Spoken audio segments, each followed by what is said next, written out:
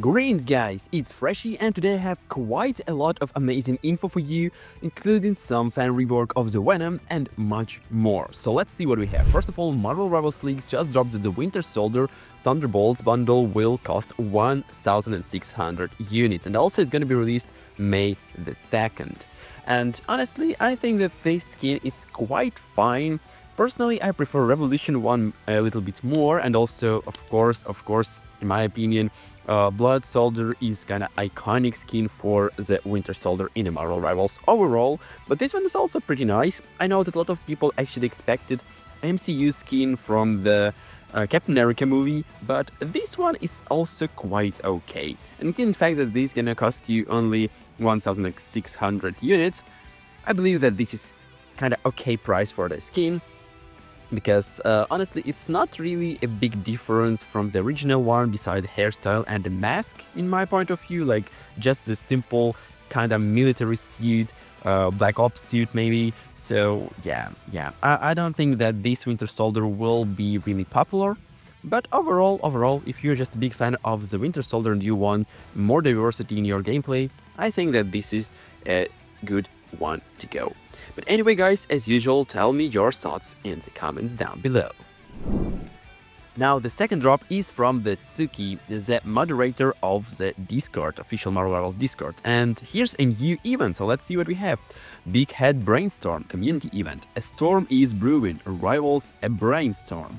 Head on over the Big Head mode, play and unlock the Brainstorm emote. Event dates April 26 till April 28. Event channel and rules. Play the new big mode and head over to the Brainstorm on the Discord and check the above event channel for full details. Exciting rewards. First place will receive $20 Steam gift card. 20 lucky players will be randomly selected and will get 500 units, and everyone who joins the event would get an exclusive Discord role for the Season 2 Hellfire Gala. So I think that this one is quite good. Again, you have a really good chance to win some good lattice and units, and if you get $20 Steam gift card, it's basically 2,000 lattice. So it's kind of good.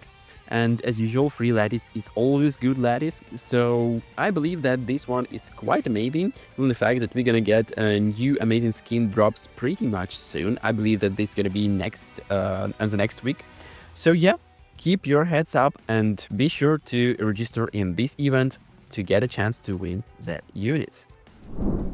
Now next is an amazing drop from the Hot Society on the Marvel Rivals, and this is a perfect concept of the Venom Rework. So let's see what we have. First would be a giant claw swipe. So as you can see, it would be a swipe attack, which probably go in a cone form and deal really great damage to the enemies in the front of the Venom. Now second one is a double tentacle hammer fist. So probably a really good damage dealing ability with the possibility of stun your enemies. Also pretty nice. Giant Bite. Well, it looks really cool, and in fact we have this kind of a meme interaction during the menu pausing of the Venom, and a lot of people actually screened it before. I think that this would be a really cool skill too.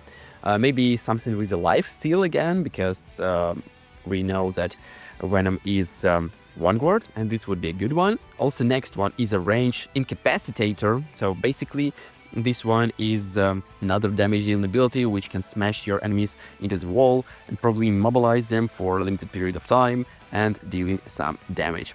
I think again it's pretty cool. Next one is a skinny form, stretch out to feed throughout the gaps, and stealth mode.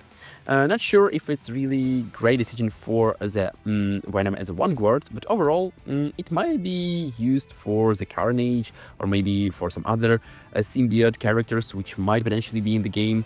Now next is a tentacle ball, and now this one is amazing. I think instead of swinging and just falling out from the sky, tentacle ball, which is fast escape or engage ability with a flow through the enemies, would be a really cool one, including the fact that this might deal a really good damage. So instead of a little bit of a copy of Hammond from Overwatch, this character would be absolutely unique. And also double Carfist Smasher giant Venom form. I think that this would be a cool ultimate, kinda similar to the Hulk enraged mode in his ultimate form, but with a curse, smashing around, dropping good damage into the enemies. So I think that this art style and overall the concept of Venom skills is just so damn great, and oh man, this would be so good to see. But anyway, if you're a big Venom fan of the current version of the Venom in Marvel Rivals, you probably wouldn't like this variant, because it's more like a one-guard duelist one, like Emma Frost. So tell me what you think about this concept, and let's see what we have beside this. Now, besides this, X6 League also dropped that Marvel Rivals changed the mission refresh system for 3 free refreshes that recharge over time. Additional missions refreshes can be bought with the blue units and gonna cost you 30 units. Well, it's good that we get in a new free refreshes. It's always good to get some stuff like this, especially for mission-based battle passes. But buying new missions for units instead, well, you don't have refreshes, I don't think that's a good idea. And well, maybe for people who are really hard spenders in the game, this would be a great drop, but for the biggest part of the community, I think that this is a little bit lame. So, well, it is what it is, and unfortunately, this is definitely not the best option to provide in the missions, in the missions menu. But yeah, it is what it is. Now, next is a drop for the performance rating that will be adjusted with upcoming Marvel Rivals updates. So let's see what we have. NetEase explains that the hero performance rating is based on the average key combat data for the hero at the player's rank. The more this data exceeds the baseline for the player's rank, the more points will be rewarded at the end of the match. Naturally, this also means a player who exceeds the baseline will lose fewer points in defeats. According to the developer, a small number of duelists have a slight advantage over other heroes in the game. At the same time, a couple of one-guards and strategists have a smaller disadvantage. Due to this, the upcoming Marvel Rivals update will optimize rating calculations to ensure fairness across all heroes. So, NetEase admits that balancing in the game is a challenge and it's hard to make it perfect. However, developers will stay attentive and will aim to address the issue and improve the game. This is certainly a step in the right direction, and the next update should make Marvel Rivals much better in the competitive mode. So overall, this is definitely a good news for the community, and I'm really excited to see this, because I think that my fellow strategists and the one-guards should definitely get more points for the wins and pretty much same amount as duelists for the losses, because otherwise it's really unbalanced and it's really unrewarding and upsetting to play these roles currently in the Marvel Rivals. So yeah, this is a good one, and I'm really happy the developers listen to the community as usual. Now, next is a drop from the Shimmering, and oh my god, Iceman in the Marvel Rivals. Now, this skin looks, this character looks absolutely gorgeous as usual from the Shimmering.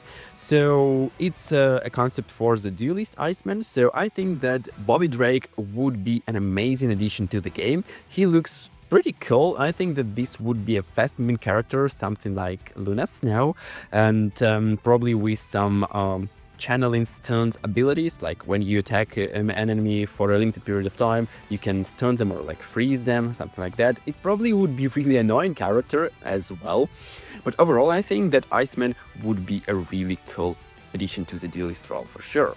And including the fact that we are heavily focused on X-Men, and next season probably won't be, I think that later, maybe in season 4 or 5, or maybe in season 6, something like some characters like Bobby Drake would be really good to see.